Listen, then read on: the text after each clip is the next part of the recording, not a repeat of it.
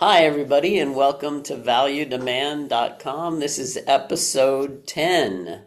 The presentation, once again, and this is how we set ourselves apart from other real estate agents, teams, and companies, and how we are different. Because with our value proposition, we are very unique. So, when it comes to the presentation, my goal is to get to the value. And that for me means get to the point. Courtney and I have been on a number of presentations, and if there is the space and intention and comprehension for the client to let me do something in as shortest time as possible, I will do it. In fact, the first presentation that Courtney and I did together was off of her listing that we were repricing, and I had never met the client before. And so as we were waiting for one of them to get on, I was kind of doing the setup, which is basically just get to know each other a little bit. And then by the time we got started, I think we did that in like 10 or 15 minutes, the whole presentation. So the presentation can be done in as short as 15 minutes. And in general, I try to make it less than 45. So 45 or less. Okay, there's 3 steps. Get to know them, explain the value, and then show demand.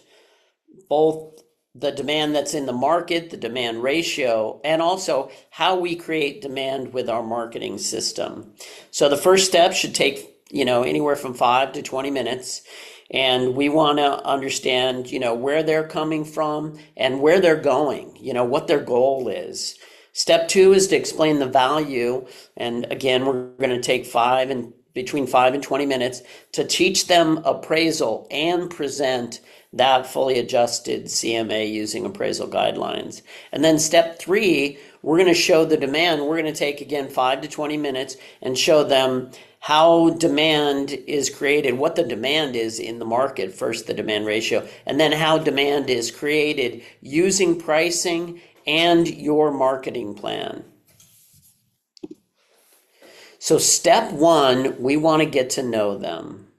And that means I'm usually thinking about Ford. And lots of people know Ford, which is family, organization, recreation, and dreams.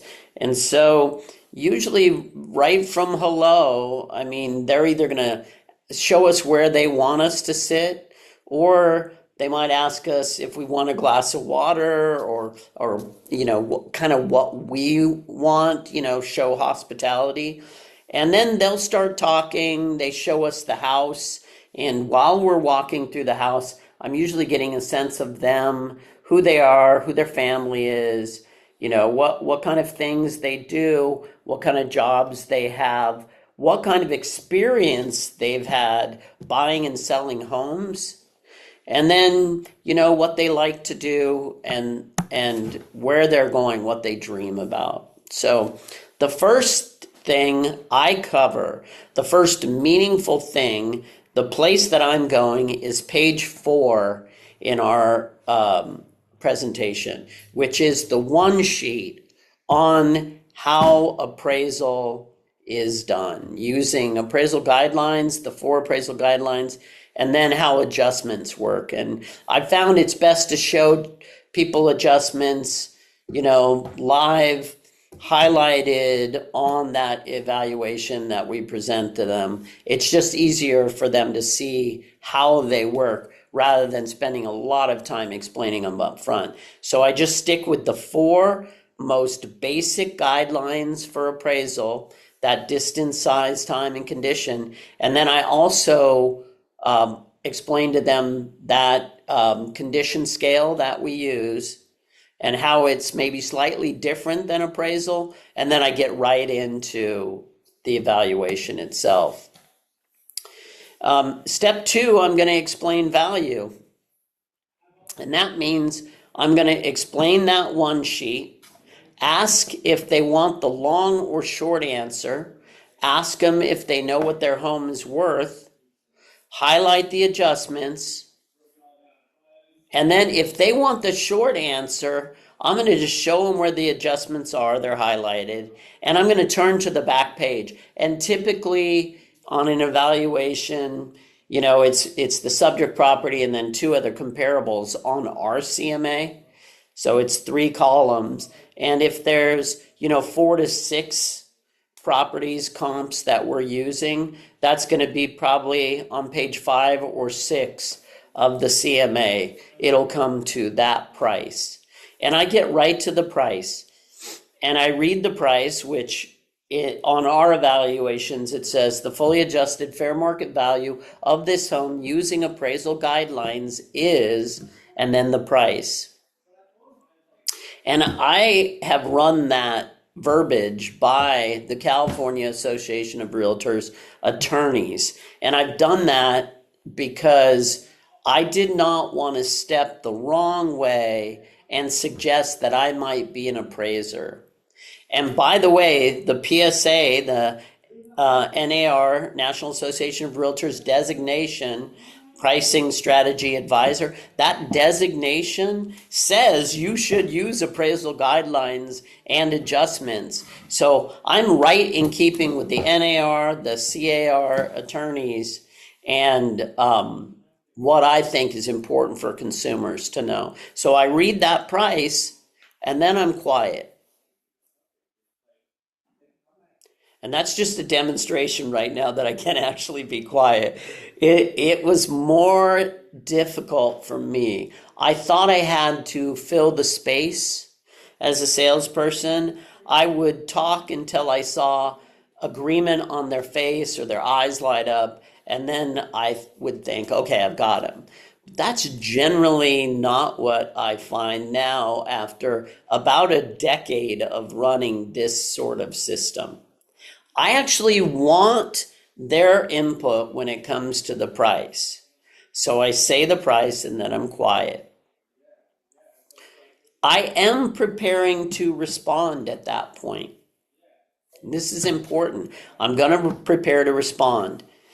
If they say, wow, that's higher than I thought, then that's good, that's fine. I'm still going to move on pretty quickly. If they say, oh, I was hoping for more, I'm prepared for that too. Those are generally the two responses.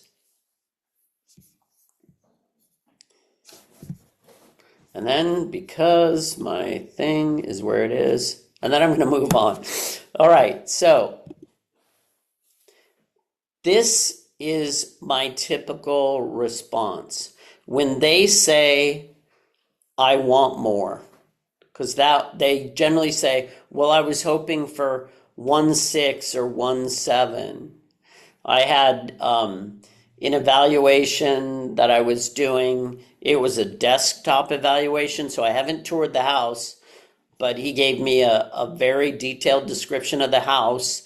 They were just about done. They were about to get their certificate of occupancy, and it was in Beverly Hills.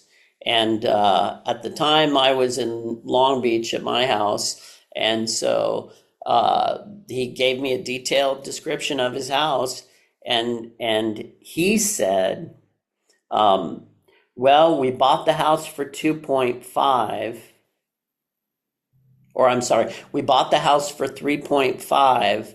We've put 2 million into it, so we're hoping to get 6 million.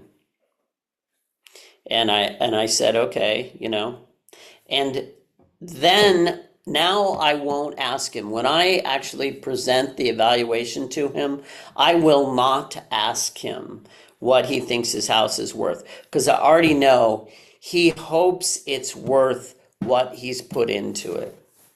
And as it turns out, he's probably right. I did also include some understanding around what supply and demand looks like, and that pricing changes according to the demand. Because the demand in the luxury range, anything over, say, $2.5 or $3 million, that demand ratio has gone way down. There's a glut in the luxury market. And he actually asked me follow-up questions about that. He's an attorney, very smart guy. And, he said, why is that? Why is there a glut in the luxury range? And I gave him what my opinion is on that. We can talk about it more later if you guys want. So, I'm going to say usually to somebody who says, I want more, or I was hoping for more, I'm going to usually say, and I want to get you more. Can I tell you why? Or do you know why? And usually, if I've asked them a question, do you know why? They might say, because you get paid more. And that is not the right response according to me.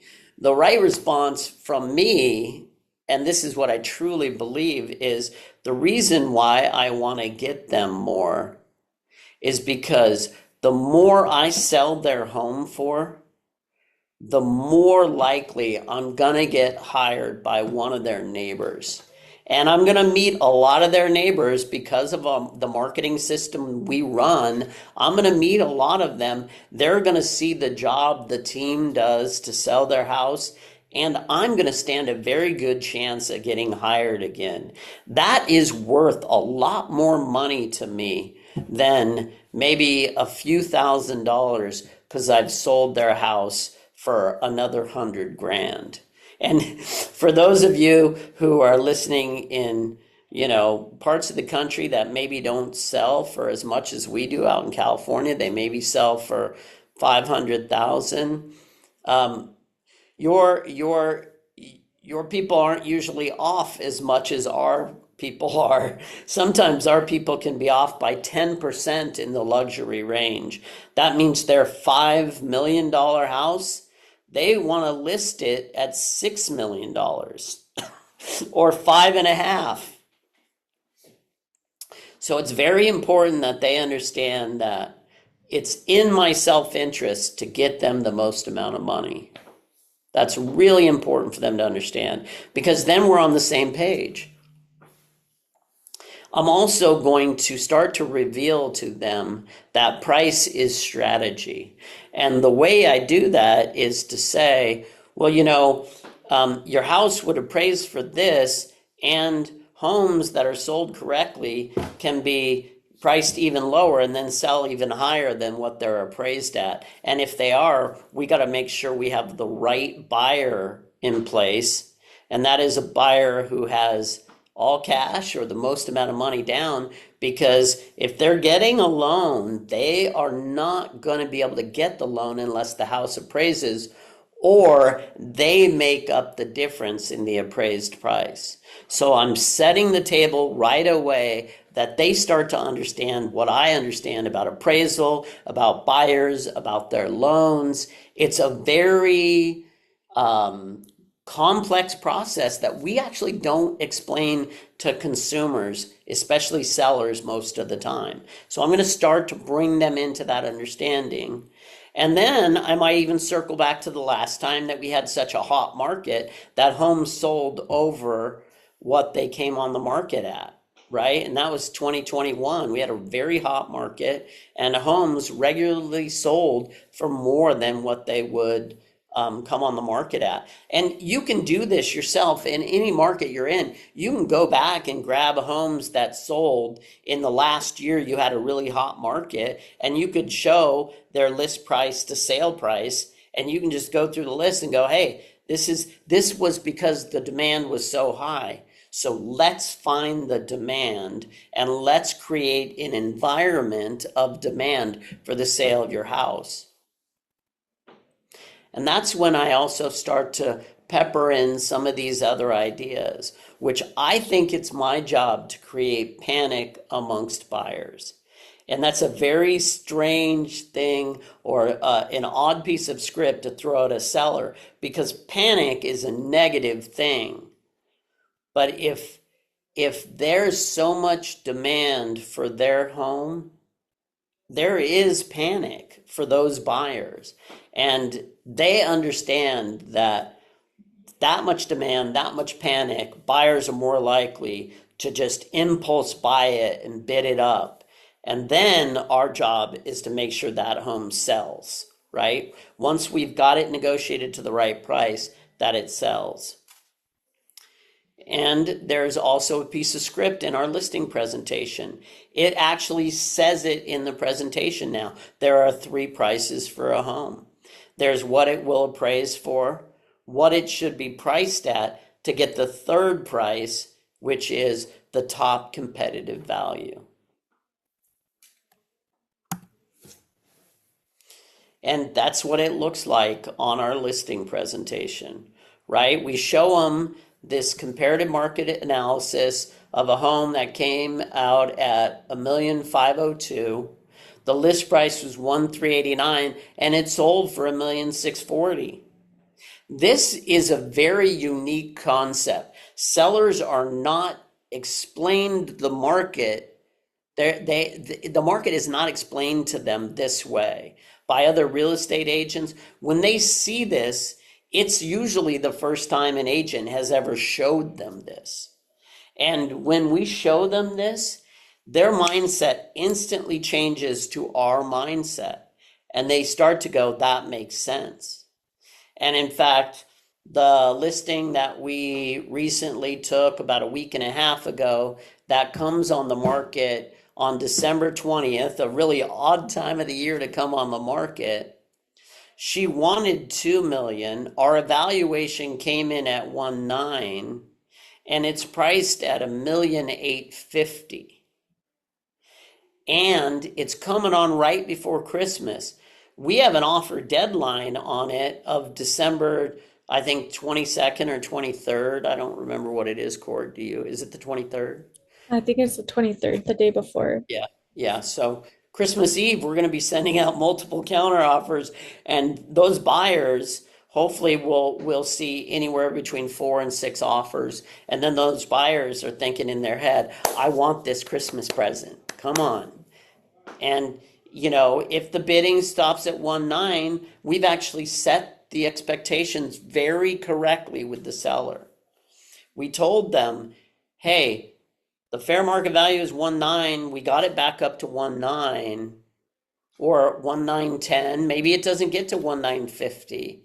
That's what I hope we'll get to. But hey, if the market's not there because it's right before Christmas, it's an odd time of year to sell property. Very fortunately, we're not in the mountain communities in Southern California, so we're not going to be dealing with snow on the roads. We're in Huntington Beach. So I think it's probably going to be 70 degrees today, and it's December 18th. So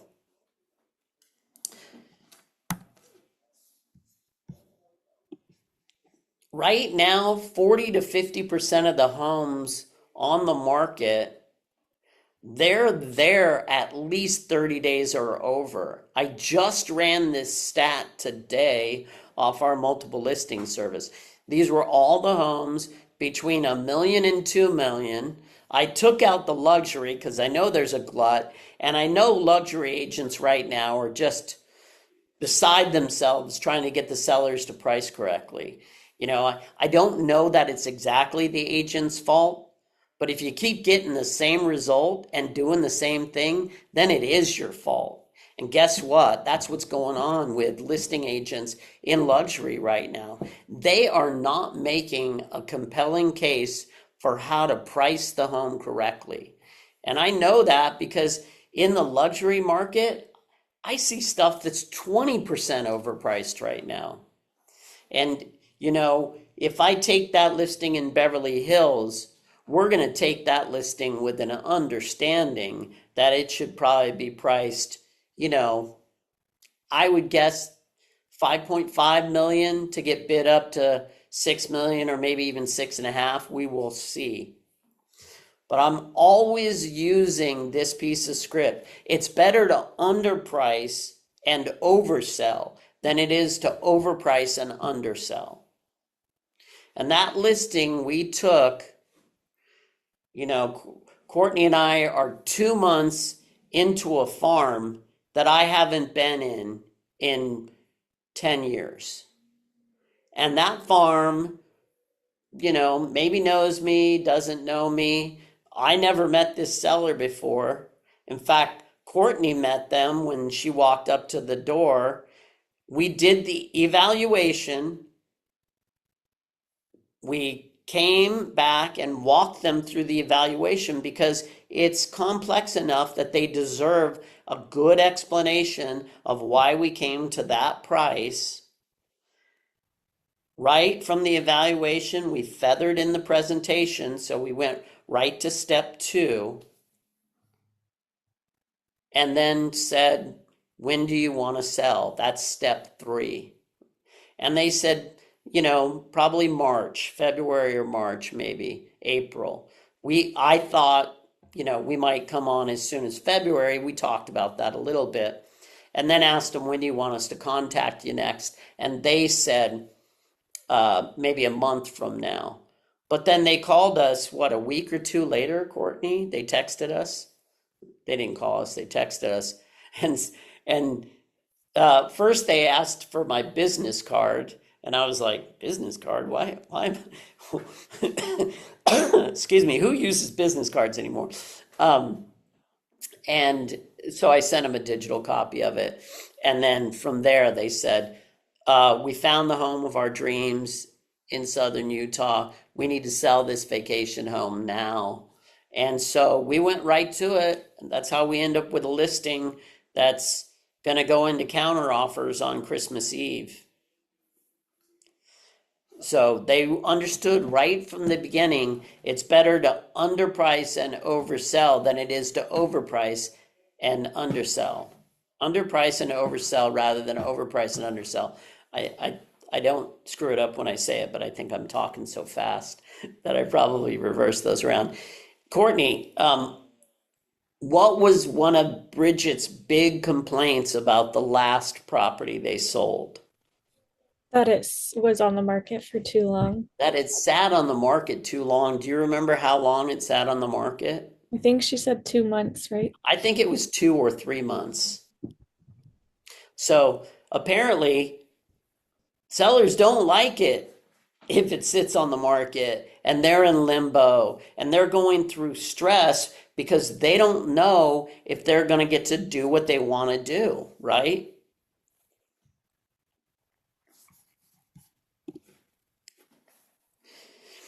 So the last thing I do after I talk about the pricing and talk about the strategy is I'm going to show the demand, and I'm going to show the supply and demand ratio, and then I'm going to show how we create demand. And if you're a salesperson, you got to show what you do to create demand. Show who you are as a salesperson by what you do to sell their home at the top price in the desired time frame with the least hassle. When I came into the business, people said, I want to sell your house for top dollar in the least amount of time with the least amount of hassle. And I said, well, that sounds good. That sounds good, but it also just sounded like script because everybody said it in real estate, but no one really showed how they were going to sell the home at the top price. And if you guys remember on this page on the listing presentation, we show them really early on that we sell homes for top value. I mean, it appraised for about 1.5. We sold it at $1,640,000 because we had 10 offers. And that happened at the end of 2024. So about a year ago, we're in the same market we were a year ago. So this is how we're going to show them about demand. We're going to show the supply and demand ratio. We're going to use the triangle graphs.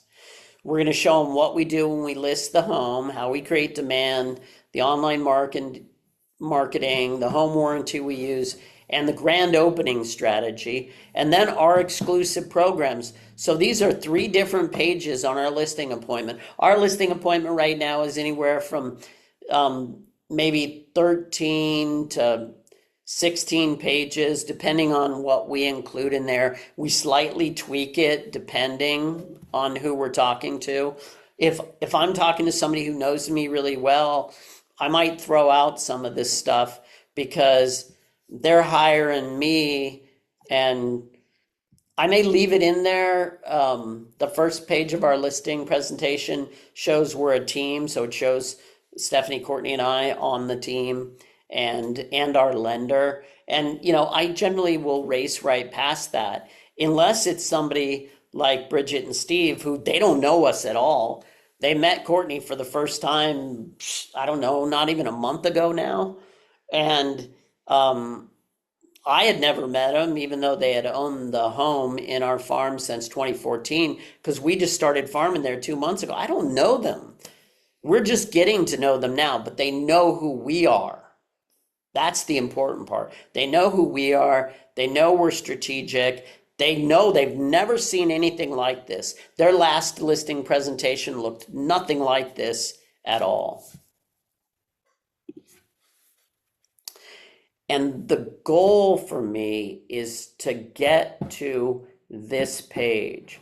So I'm doing that, the one sheet on appraisal, getting to the price, and then getting right to what our demand ratio is so I can explain pricing as a strategy, and then go through how we create more demand by door knocking around the listing, by the trade up program, by um, uh, the buyer's guarantee that we use, right? The buyer's guarantee is that anybody who buys the home, if they need to sell it in the first 2 years, we'll sell it for them at no charge for our services, right? That's just an added little bonus. The buyers get a home warranty most of the time in our market, and that home warranty now is just almost $1,000. That's for a year on the systems on their house. We gave them actually another year. What if they have an emergency move? They get their dream job in New York. We have a lot of industry people. The guy who I did the evaluation for, he used to live in New York. Now he lives here. Who knows where people go to? So the goal for this is to really get to the closing, aka the end of the presentation. A lot of times agents don't really understand how to end a presentation. And we are an appointment to appointment business. So I've ended my presentation and I'm going to ask for the next appointment. Oh, the light went on.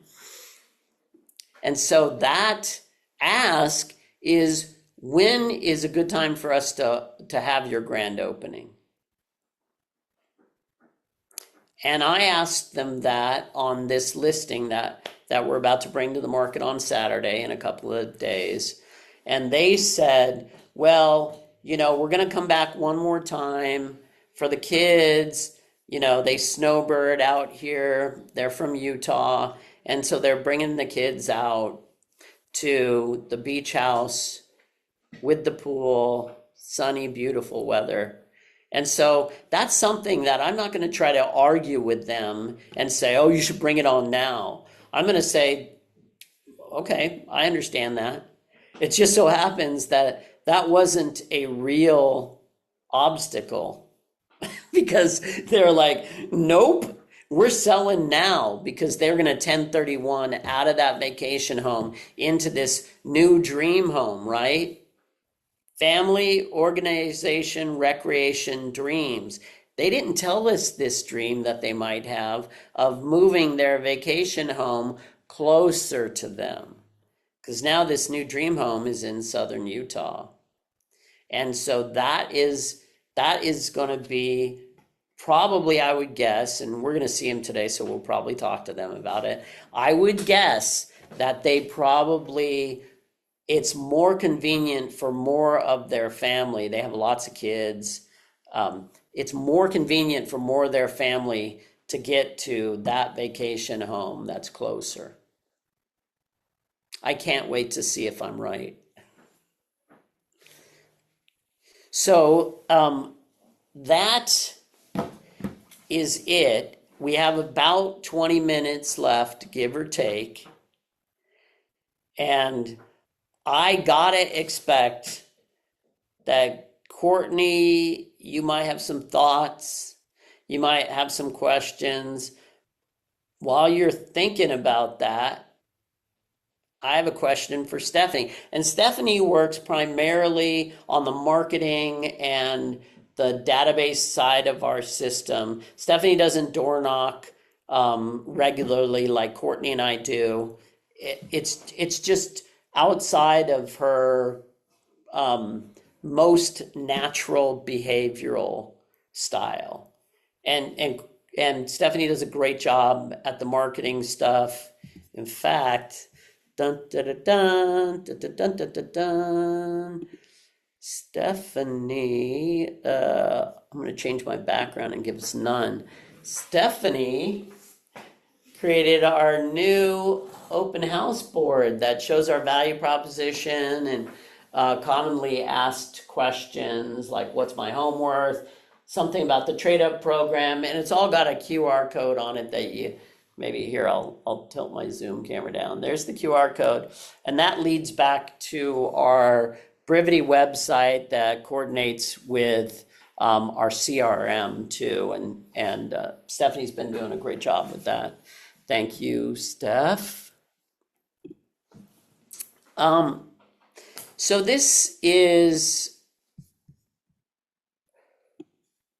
I think, this is actually the most important part of a real estate agent's business, and that is the presentation.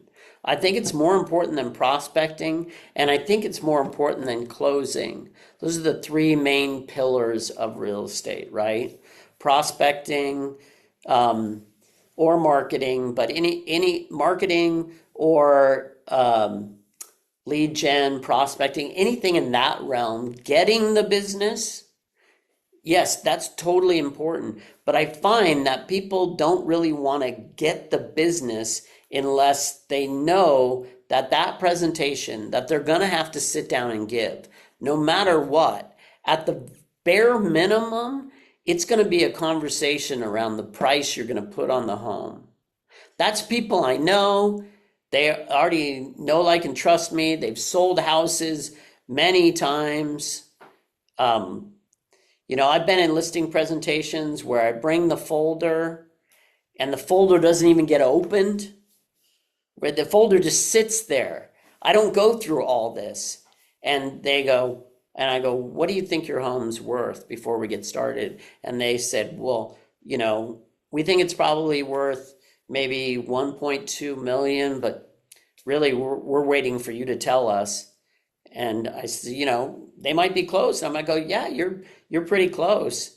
We definitely want to employ a different strategy. And they said, oh, okay, that whatever you think we should do, we'll do. And the folder doesn't get opened. You're still having a conversation on price. And real estate agents dream of those listing presentations where somebody says, I trust you, you're the expert, tell me what price.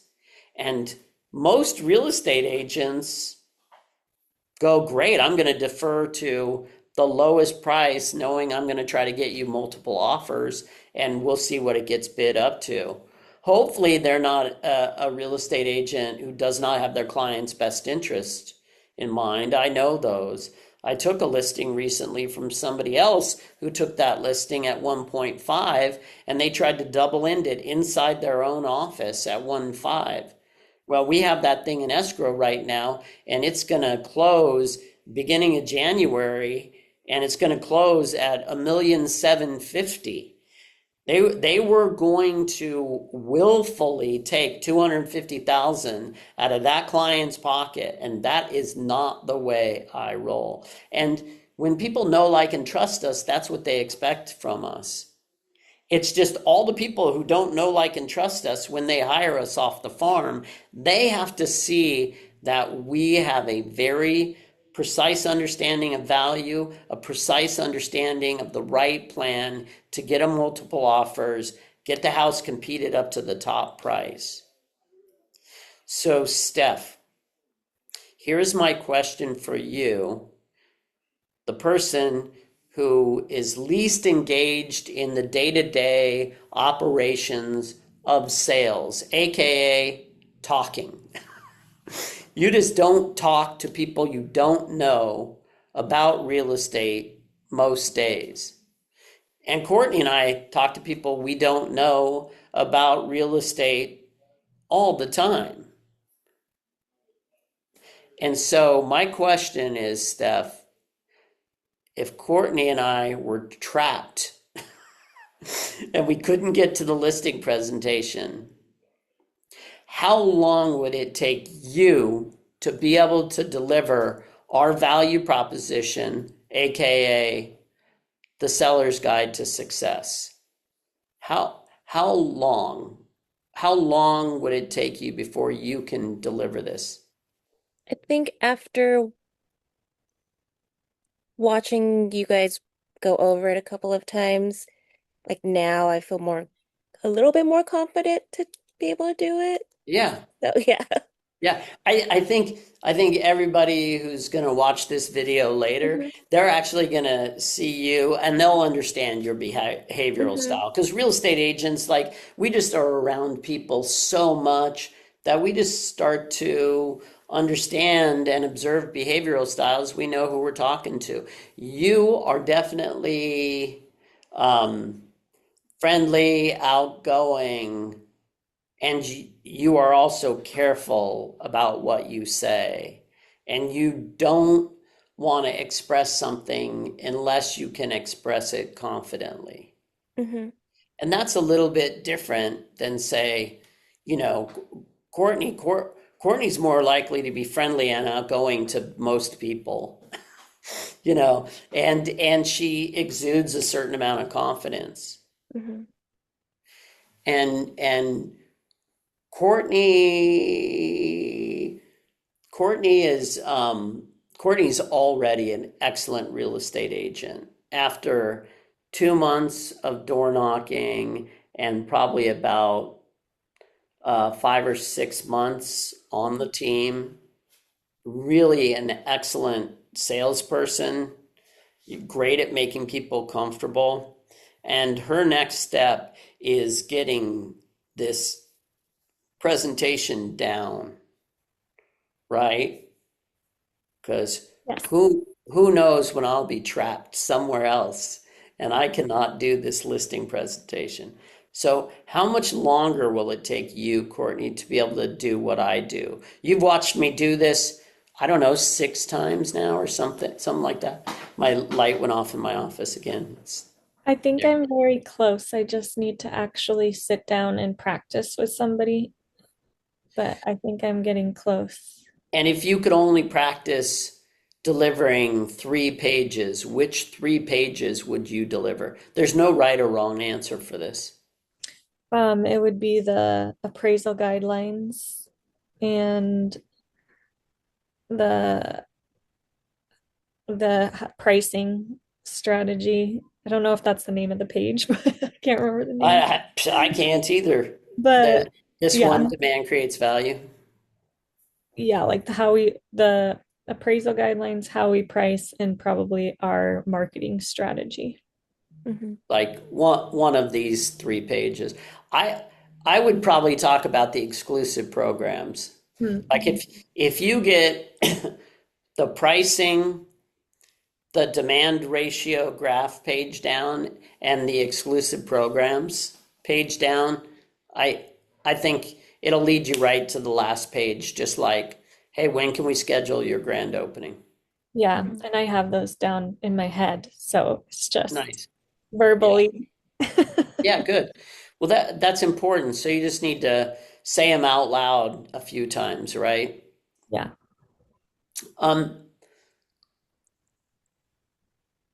so I think we should set up maybe early on next year because we're Value Demand's going to take a break for a couple of weeks here, and we come back.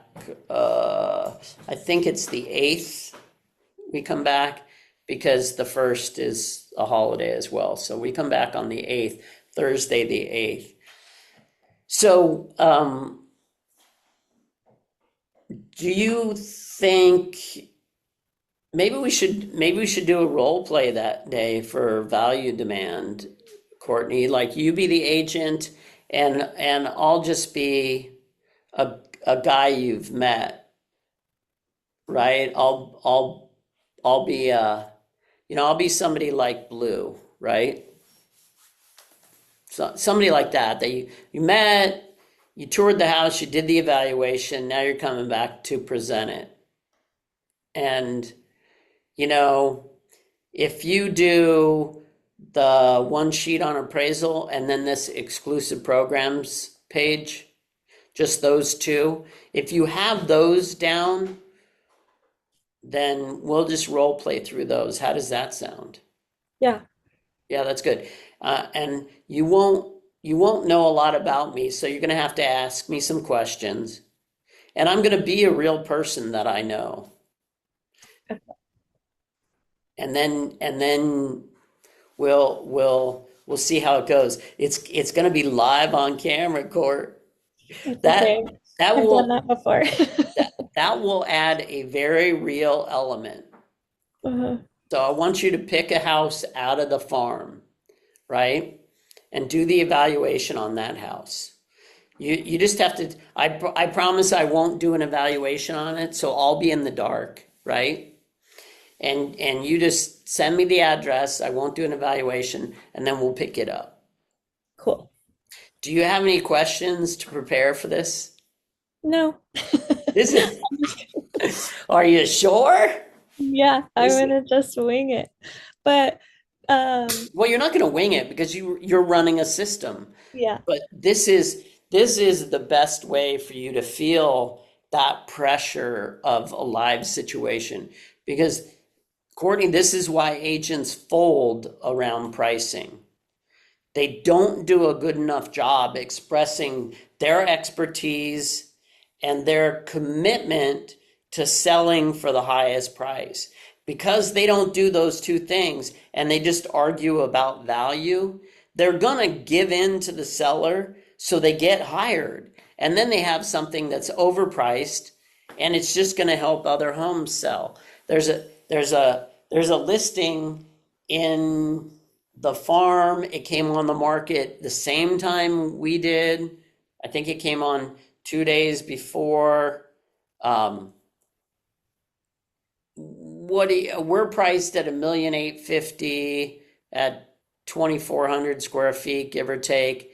They're 2,000 square feet, and they're priced at what, Courtney? Oh, I don't remember now. Isn't it one one 1.9. 1.9? Okay, that's One what nine. 1.9, yeah. What do you think the value of that home is? If you had to, Not 1.9. not Or not 1.9. or at least I mean maybe 1.18. 1.8 would be the top side, Mm-hmm. right? Actually, I think my evaluation came in at like 1.7 or 1.750. Mm-hmm. They're doing my favorite thing. They're making us look good. So you can either overprice and undersell, which is what they are going to do. But in the meantime, we're going to use them to our advantage. Mm-hmm. Have you heard me say that piece of script before? That, can I tell you what happens when you overprice your home, Courtney? Yeah. Tell me what happens when you, the seller, overprice your home. You sit on the market longer and And then what are you doing while you're sitting on the market? you're selling other people's homes. Do you want us Yes, to sell you're other making, people's homes or do you yeah, want us to sell your home? right, exactly, exactly. Mm-hmm. And and that's not just script that you blah blah blah say. That's something you know now because of your expertise around evaluations. And this is you know, 6 months, let's say, we've been working together. In 6 months, Courtney, you are already a seasoned pro of like 10 years. That 100%, I know people later on will watch this video and they'll go, yep, because that understanding is behind the script. The script is just what I've said so many times, but the understanding behind it, that's the important part. And we're both going to have open houses this weekend. They're going to help us for sure. Any other questions, I thoughts, just comments? Yeah. I have a question when you mentioned when I'm going to be practicing that I will have questions for you as the seller. Yeah. What questions should I ask? This now people who watch this video later will go, wow, she really is only 6 months, because a seasoned agent knows how to do this already. They just a seasoned agent, Oh, just getting to know them. yeah, just ask me about me because you don't know me. Okay, yeah. You saw me do it with Blue, right? Mhm. So just think back to that. Think back what I did with Bridget and Steve, what I did with Blue, what I even did with, Elaine. Like, Yeah. think back. I'm just getting to know people. But getting to know people helps me understand where they are right now and where they're going. Okay. I'm writing this down. Okay, cool. All right. Well, it's 9:53. I'm totally into stopping and finishing early if you guys are. Happy holidays. Our next episode is January 8th, 2026. Thank you both for a really happy holiday season. I appreciate you both so much. We do Thank too. you. Thank you. Yay. Steph, you're going to rock this. I know it. See you guys. Bye. Bye.